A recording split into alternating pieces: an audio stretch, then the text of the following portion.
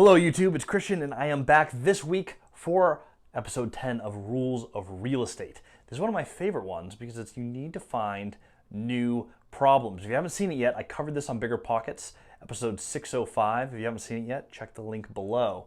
However, we're going to dive into, in this particular video, how to move quickly, how to benchmark your progress, and really how to build a business. I'm going to keep this, like everything, very, very simple, but this is one of my favorite topics, so buckle in. If you are working on anything, this could be your marriage, your career, financial freedom, whatever it is, you're going to have problems.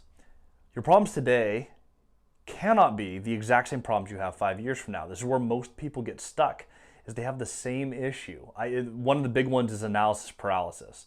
Hey, I'm not confident enough to close on the deal because I just keep analyzing and analyzing. I don't know how to pull the trigger. Very, very common problem. If that's you, there's a lot of people there. However, if next year your problem is, I'm stuck in analysis, I don't have the confidence to buy a deal, you're stagnant. Your business is not a business. Your target is not being reached. You need a new set of problems. So when we started this journey, we started with almost no real estate. Now, there's other problems down the road. I don't know anything about some of the legal. Some of our documents are very creative. I didn't know anything about accounting. We dove in. Well, you don't have to account for money you haven't made yet. So what did we do? We went out and bought the real estate and made money. And now we created an accounting problem. Now, some people go, oh no, my business died because I didn't figure out accounting. Well, the alternative is you go and you figure out accounting. So what did we do? We figured it out. Now we have some of the best sets of books in the industry. For all the real estate, for all the companies, everything we do has stellar bookkeeping, and we're going to keep it that way. Well, now we're on to new problems. We've scaled fairly large. Cody and I can't do everything. Between coaching, property management, buying real estate, just being a spouse and a family member and having a life, things are starting to fall out of balance. So what do we have to do? Now we're learning how to hire more people and create teams and communities. Am I a master of this yet? No. Is this going to be a problem that I'm dealing with a year from now?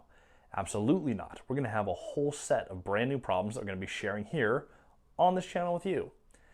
First thing you need to do to move forward is you need to identify where are you stuck today? What are those bottlenecks? Because you can't solve a problem if you don't identify it, which is why you need to be looking for problems, not looking for deals, not looking for money, not looking for opportunity. You're looking for problems because within your problems is where you find the most opportunity. If you can clear that problem and onto a new problem, preferably a bigger issue, now you know you're moving forward. That is how you benchmark success. I'm going to tell this in another story, specific to a deal that we've done. So right after we closed on our 38 plex, 3 duplexes, Moses Lake, side by side, seller finance deal. We had the deal, but we just tapped all of our capital partners to buy the 38 plex. We had no money of our own left over, and we didn't have investors ready to go. However, we had a deal that we loved. The price was right, the cash flow was there. We had to raise $90,000, and we were temporarily completely illiquid. Now the options are you move the close date to get more time, you cancel the deal, or you commit to the problem and you solve it. What I ended up doing is there's actually an investor in our network who I talked to a while back who was trying to get into a whole bunch of syndications. And disclaimer, we do not syndicate.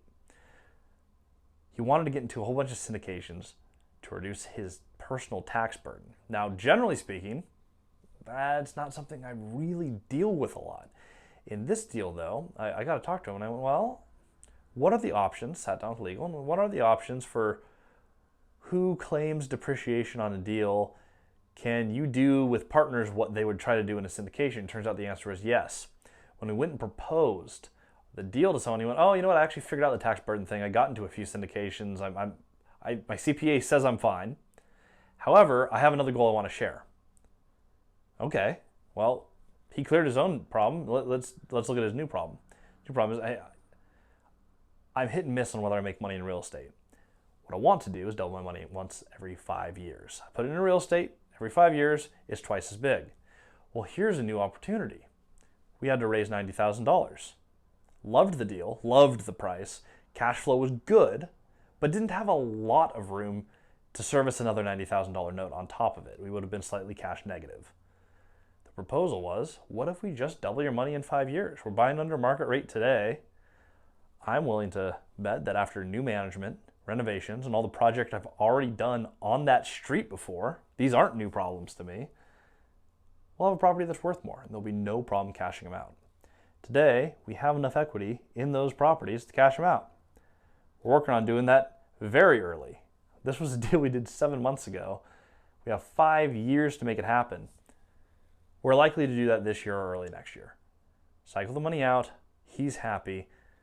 Don't let the problem stop you, because now the problem became, okay, well, I have 6 more units. Let's figure out the property management. There's a couple of tenants that needed to be either adjusted or work with Section 8.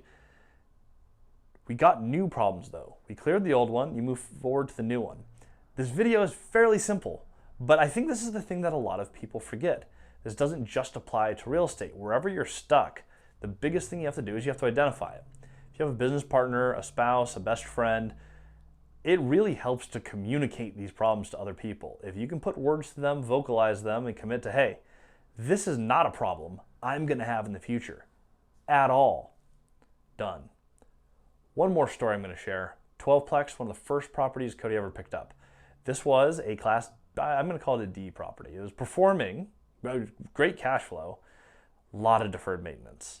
Bad roof, bad plumbing, super old electric. Some of the units were really nice. Some of the units were extremely gross, like really, really bad.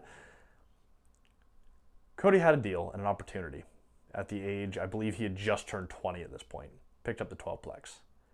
He brought the value up on that and needed to get some cash out to buy out his partner.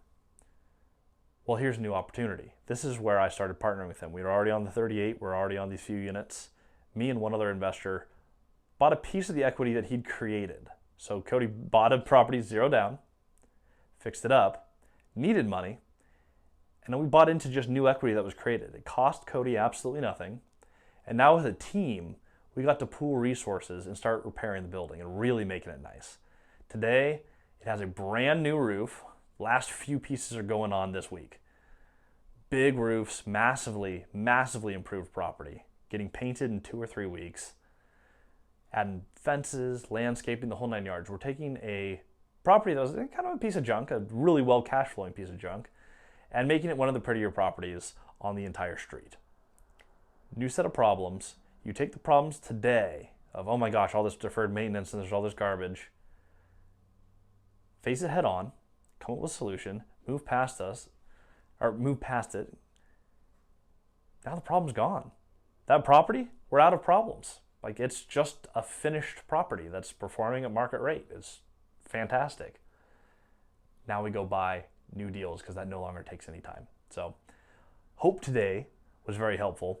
It's a very simple topic, but if you keep this in mind, this is how you go really, truly fast. If you're just constantly blowing through problems, finding new problems, bigger problems that just make your other problems pale in comparison, you're going to have a different level of success than you're used to, and it's going to look unusual to everyone around you. That's exactly where you want to be. So if you haven't yet, like, subscribe, follow the channel. If you haven't checked it out yet, the multifamilystrategy.com, we have all these rules here. Short form, but exactly how to knock them all out and more. Check it out. Link also below. See you guys on Wednesday for Whiteboard Wednesday.